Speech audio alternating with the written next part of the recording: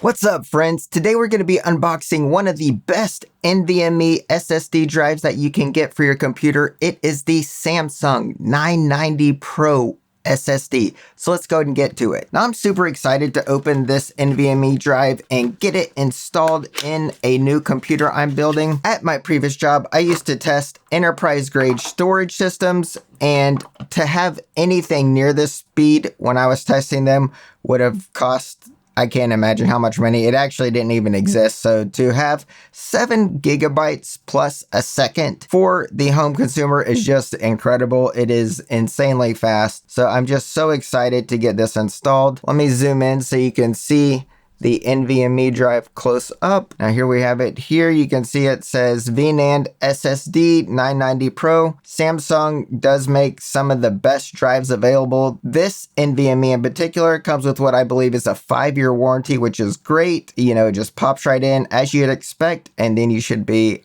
off and ready to go. Here is what the back of the drive looks like. This is a single-sided NVMe drive if you are interested in knowing that information. The drive itself is actually 80 millimeters long as well. All right, friends, I hope you found this video useful. Thank you so much for watching and have a great day. Peace.